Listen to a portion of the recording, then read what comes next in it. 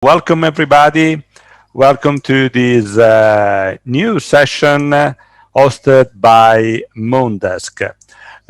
Before I introduce our speaker, I would like to share with you a few practicalities about this conference. First of all, we invite all the attendees to interact with our host, asking questions using the chat button that you can find in the top right corner of your screen. And in case you would like to see the slides in a bigger size, I remind you that you can use the button that you can find in the bottom right corner of your display. The session of today, as I was saying, is hosted by Moondesk. Moondesk is a team of designers and programmers with years of experience in graphic design for food and beverage world.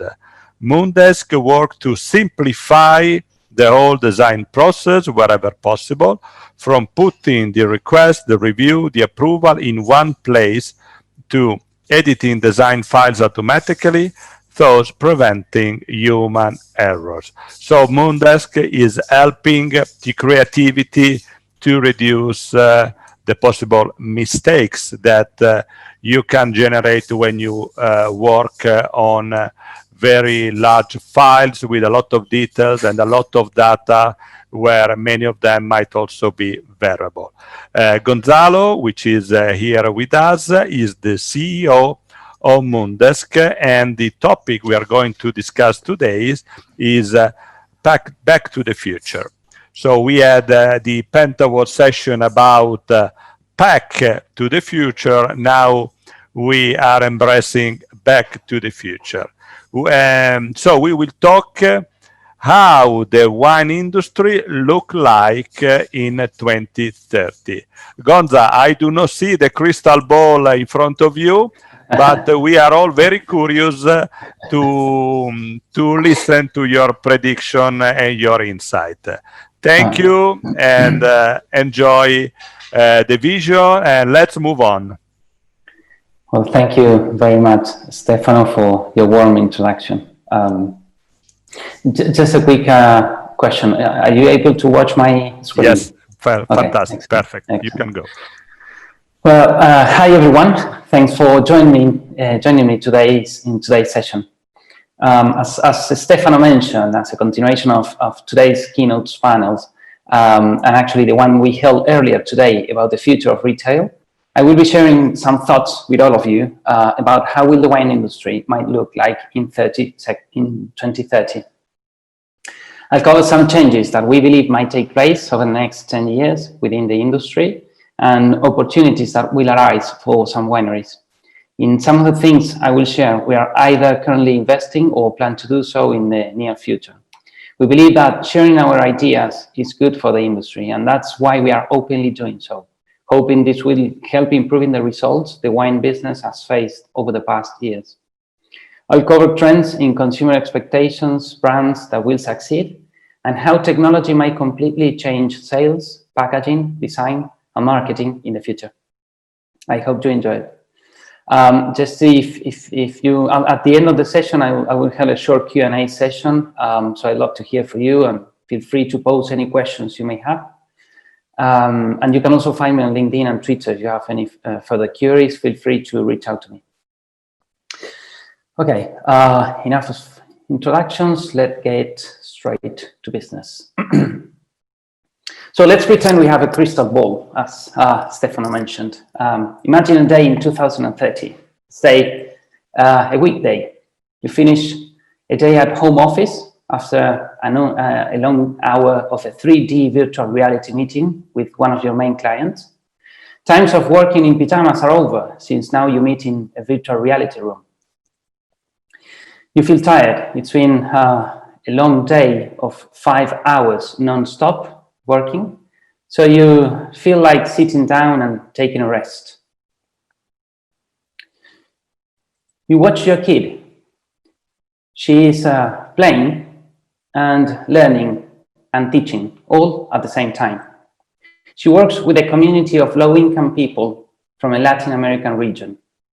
Not only she feels proud of being able to help, but also has fun doing it. And she's being held back as she learns Spanish while playing.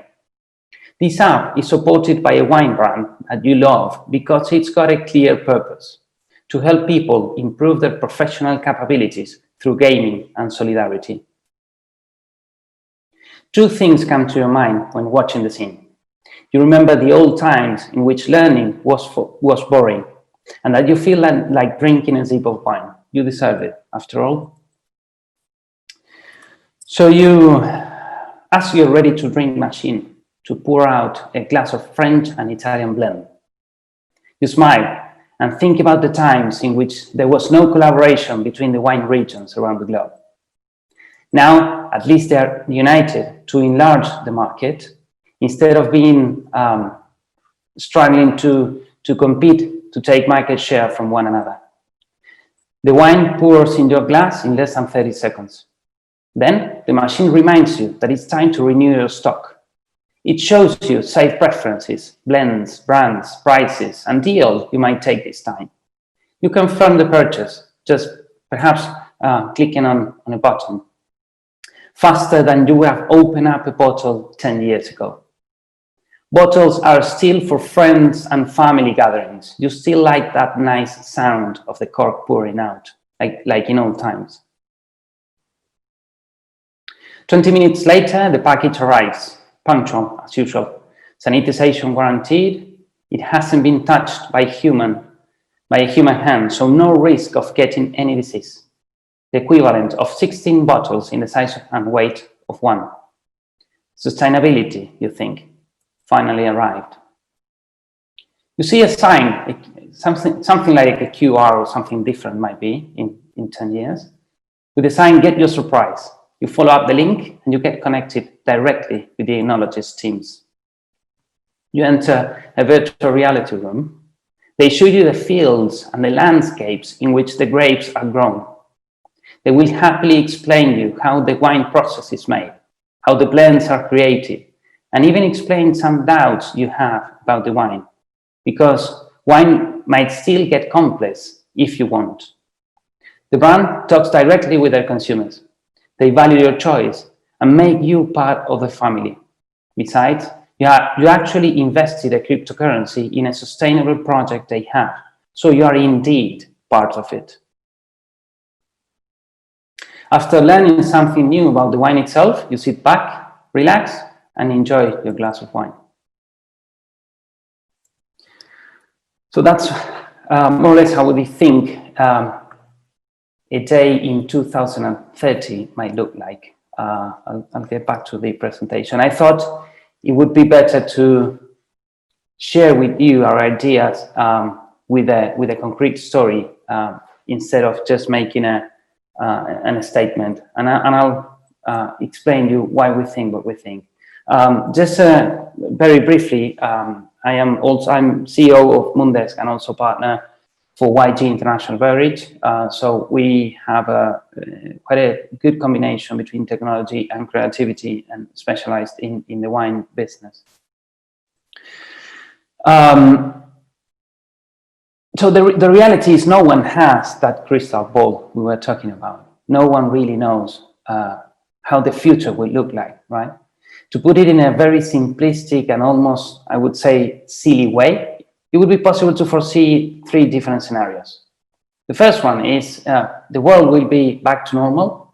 There are people saying that. And especially for the industry, we could think that the industry will not suffer big changes in the future, right? The second scenario would be something completely extremely opposed. The world will change radically. Nothing will be as it used to be. And then the other alternative would be something in between will happen, right? Whatever the scenario is, what really companies need to think about is how can we make sure that our brand will be the one chosen? And I will try to reply to that question as simply as I possibly can during the next few minutes. We think the response to that question is within three main variables that companies need to focus on in the future. They need to be consumer-centered, they need to focus on research and development, and they need to focus on the digital world. Consumer-centered, to be completely honest, that's not very usual and that's not very well broadly seen in the wine business. Rather than consumer-centered, no, the majority of the wine producers are production-centered or competitor-centered. So that's going to be a big pivot for the majority of the wine business. Research and development as an engine of growth and evolution, and I will get back to that in a couple of minutes. And digital world understood as a complete new world of opportunities, not just the creation of an online shop. So consumers, we were discussing earlier on today that people want faster response. They want instant response. As you can see in this analysis of the Boston Consulting Group, time to market it's been decreasing over the period over the recent years, and it's going to keep increasing in the next years. Consumers demand speed. Think about how many people are happy to wait more than 30 minutes for a food delivery. Or moreover, who's happy to wait more than 1 minute for a website to load. Those demands that are starting in B2C also will apply for B2E and are applying actually for B2E. Retailers, importers, and distributors will demand faster response. At the same time, volatility, as you can see, has increased and inventory levels have been reduced. So those in a position to reply faster will have better results. We don't like to talk in terms of winning or losing, because that's, we think, a concept will be soon out of date as well. In the past, we've also seen, and we were also discussing about this in a previous panel about personalization. We've seen a personalization has been a trend in recent years, and it's very likely that will be a profound trend in the next few years. Perhaps the proliferation of private labels in the wine business might be seen as the most evident sign of this mass customization the world is claiming. The question is, what will be next in terms of personalization? How are wineries going to cope with that? Are companies prepared in terms of what's needed? Consumers are demanding better information. They want to know nutritional facts. They want to know what are they consuming. And we all know how difficult to convey that kind of information currently is for companies. Technology is without a doubt a vehicle to embrace and achieve these demands, lowering both the cost of development and allowing companies to satisfy the client's demands. There's also another shift that we still don't know whether it's going to be a short-term or long-term change. I'm sure it's going to be something in between. It won't be the same as it used to be in the last decade. But we already know, and there's evidence to believe, that people feel more depressed nowadays. People feel lonely, feel anxious. So I wonder how brands are going to help consumers feel better. People want to feel they're taken care of, and there's an opportunity for brands to humanize and get closer to their consumers. If we think about the new, if we bear in mind that almost 50% of consumers and the workforce are already millennials, and in the future will also the Gen Z start making purchase decisions, we need to think that this generation want to know the truth. They want to know why they choose what they choose. They want to know what are the motives behind the companies or brand. They want to know who they help, why are they doing for their communities. People do want to have fun, but they also want to feel that they are doing a contribution. So solidarity will be in the mouth and lives of people in the future. Even for a selfish reason, solidarity will be important. In the past, poverty was ignored, perhaps because it was kind of out of sight, out of mind. No matter the reason, it is positive that the world realizes that poverty is not good. Companies with clear purposes will succeed. Times where the concepts of maximizing benefits at any cost will be over. And I'm sure we will witness that in the next decade. For those who don't really know what I'm talking about, I would suggest you to Google and read Simon Sinek's book, The Infinite Game, and there's a lot of biography that he's written about this, and it's very, very interesting to get ready for what's coming. I would also suggest wineries to stop using the words quality and design as a differentiation strategy, as they are becoming commodities. Quality, it's been a commodity from long ago now. It's very common to hear in the wine business that this wine is the best in terms of quality. And quality is a must nowadays. If the wine has not the proper quality for the price point, then it just won't succeed in selling more than one bottle. There's evidence that at the same time that show that there's no such thing as brand loyalty in the wine industry. It's very difficult. People, we wine consumers, want to diversify, to try new things, to try new blends or new varietals or new regions. And let's think about just two brands, as an example, two price points, the same price point. One has not the typical, let's say the nice storytelling, science fictions based and a good design, right? We've seen that in the industry, and there are a lot of good examples about that.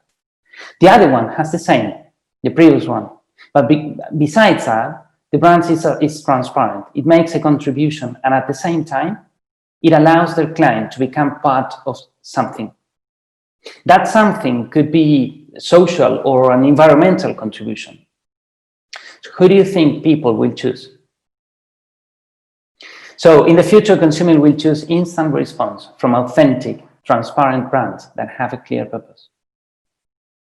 That means a big pivot for most companies, as I mentioned before, since they need to find a purpose, and in most cases are production-oriented or competitor-oriented, if I may say.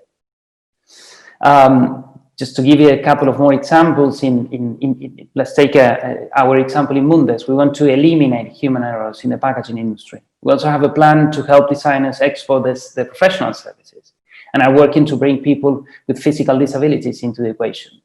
Yeah, there's a lot of room within the wine and spirits for new brands with clear purposes that make a contribution, that are authentic, and communicate from there. Imagine a company that for each sale they do, they support an application development that help kids learning the essential values in low-income economies through gaming. And they connect those consumers with people in a global community of collaboration. That's going to be possible. That's going to help people and wineries enlarge their marketing and their brand's value. And it's even more fun to work in these kind of products, I guarantee you. When you go to research and development, from our experience, most of the companies see research and development as an expense, as something exclusively for larger companies, as something out of the possibilities. Brands that take research and development seriously will outperform the average in the future. That's guaranteed. The problem is that in general, and from our experience, investment that don't have to do with the land in the wine industry, whether with the land or the grapes or the production, are just not seen as investment. They are seen as main expenses. I decided to include the environment in this slide, just because I think we will start to see a change or a shift in the terms of reduction, and it will give room to contribution to the environment, which is substantially different. People will choose brands that make a contribution, not just brands that reduce the impact. Things like carbon footprint reduction or zero waste or pollution reduction will change for environmental positive impact. Those companies, again, will outperform the average. The combination between technology and creativity will definitely make the difference during the next decade. So companies who are not taking these areas as strategic areas within the company, I would recommend you to start thinking about that for the next years to come, at least. And when we speak about research and development, we don't mean to come up with a new varietal or with a new format like a can or something like that. We are talking about disruptive innovation. We are talking about making fundamental changes that creates completely new channels and markets. Let's take a very simple example. In less than 10 years, the cannabis industry has innovated more than the wine industry over the past 2,000 years. They came up with a machine that grows the seed by itself. In less than 10 years, it's astonishing how fast they are coming up with new alternatives. In the future, we might see and even promote disruptive innovations such as the wine espresso in the wine industry. There's a technology, and we just think there's a lack of effort to make it happen. Teamwork and collaborative efforts are needed to make this come true. Let's think for a while in some of the benefits disruptive innovation like the one shown might bring up to the industry. If these kind of things had just half of the impact that the coffee had with the introduction of the espresso, that would mean a 40% global market growth. Just imagine for a second, what would that mean for all the opportunities that would arise for all the wineries? Think about new consumption opportunities. To drink a glass of wine instead of opening up a full bottle. How many times we don't open up a whole bottle, but we feel like drinking a sip of wine? The cost reduction, the environmental impact, the sustainability, to have 16 bottles instead of one. These are just some examples, and this is just one example of a disruptive innovation. Think about the global wine positioning the wine industry might have. It would also mean for some wineries who are apt to find captive markets, something very difficult, or I would say almost impossible nowadays in the wine industry. Will it be easy? Not at all. But you need to invest, you need to think, you need to take risks. And finally, the new world that I was talking about, to go digital. I mean a new world because in any way, I mean to do the same that it used to do, but digitally. To do that, it's like pretending to drive a car driver to fly a plane. You need to get ready for the journey. You need to prepare. We think that everything that is not creativity or added value will be automatized. We are experiencing now the design automation, as Stefano mentioned what Moondesk does. The operative design automation is now a reality. Those who want to learn more, feel free to visit Moondesk stand later on. We are launching internationally and you will be able to find some really good deals. After the operative design automation, I'm sure that creative automation will follow up. You can see it also at the YG stand here at the fair, which they are launching some new automation options internationally and also at good value during the trade show. Automation streamlines processes. It allows cost reduction and lets people focus on added value tasks. So that's going to be a reality during the next decade. Democratization is another trend that we will see in the next 10 years. New investment opportunities will arise that allows companies and people be incorporated in a way that in the past would have been impossible to take part of. Concepts like crowdfunding, cryptocurrency, blockchain will allow disruptive innovation to come to life, as the ones I've mentioned before. Perhaps we will witness the resurgence of the evolution of the fair trade in the next decade. Who knows? And then the integration between consumers and producers will surely become a reality. And that's something very big. It could be done a whole presentation about this. But the revolution of direct-to-consumer, thanks to better logistic solutions and technology, will come to life. Consumer that not only speak, but also watch the people from the company on the other side. They could speak directly with someone from marketing or the enology department. They could create bonds with people behind the scenes. Technology creates these bridges, and it could be then allow consumers to talk directly with them. We are starting to see with this confinement, some companies that when you go online and click, I want to chat with someone, and a window opens up and you see a person there.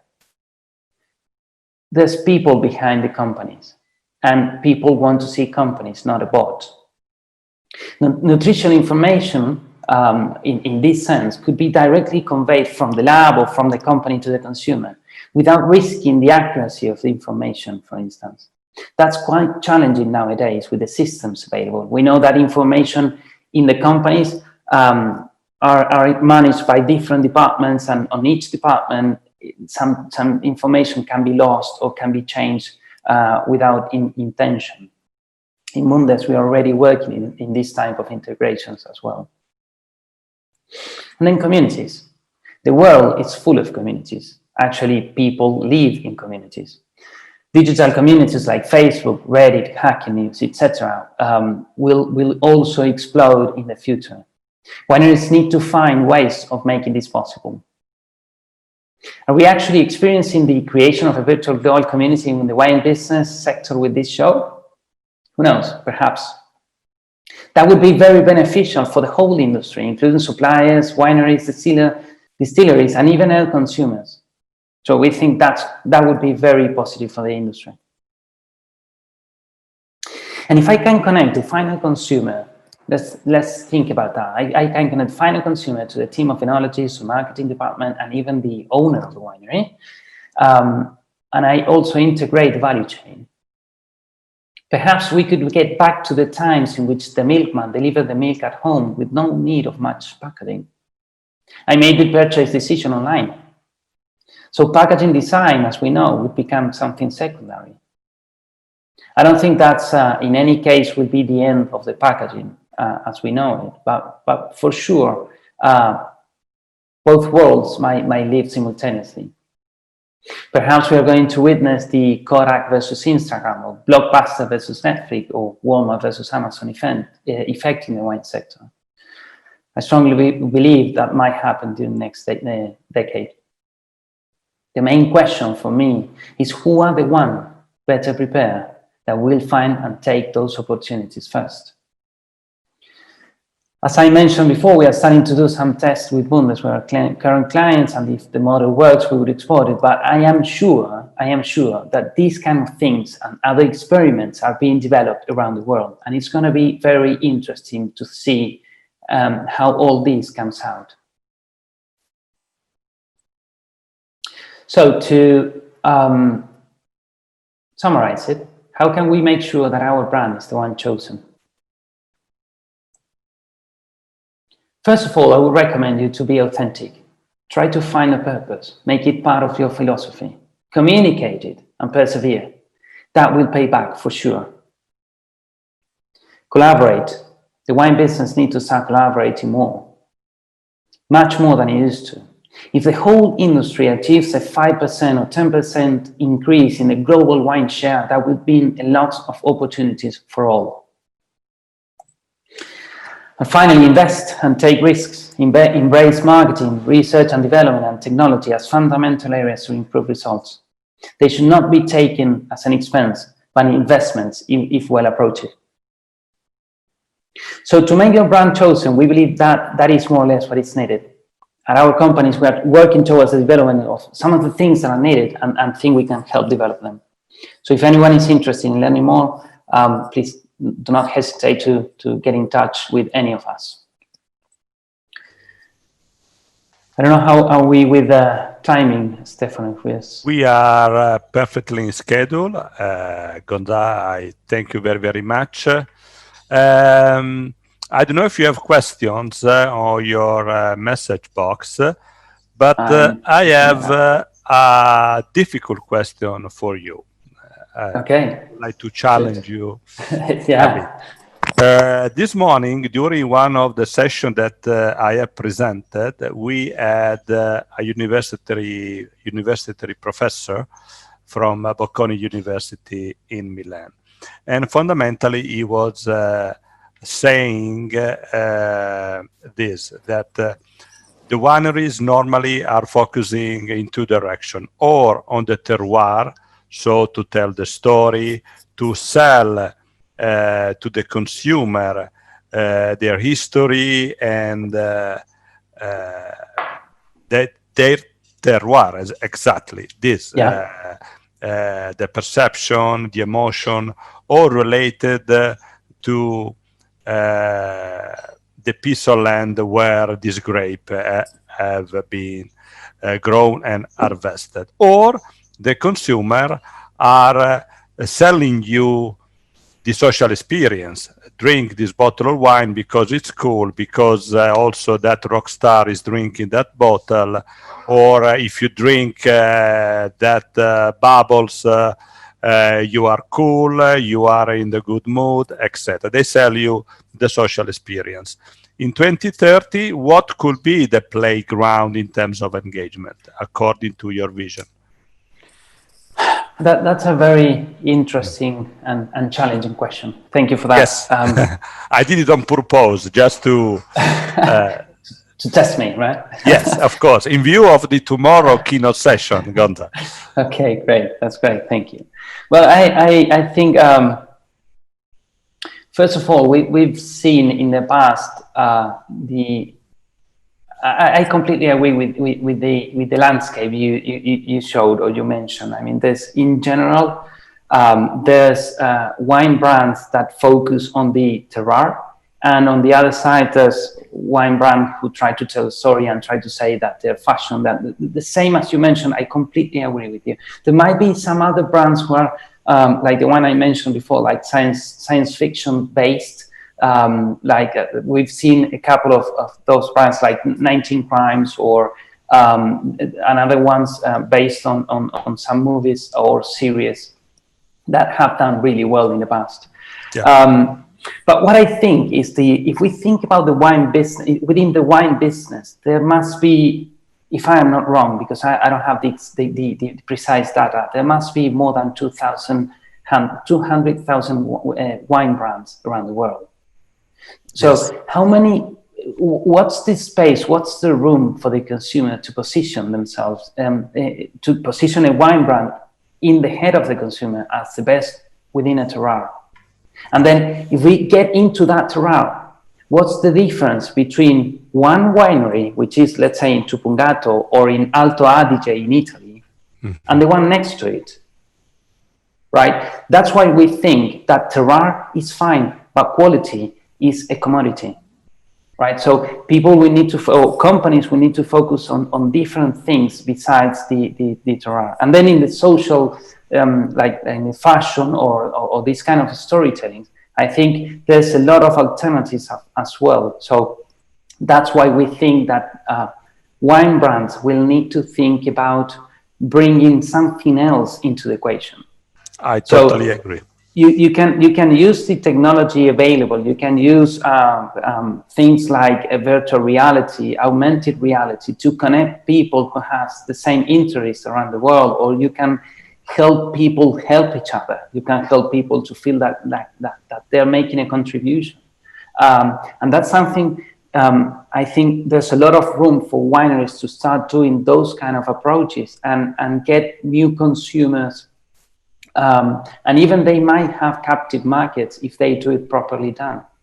Yeah. I don't know if I made that clear.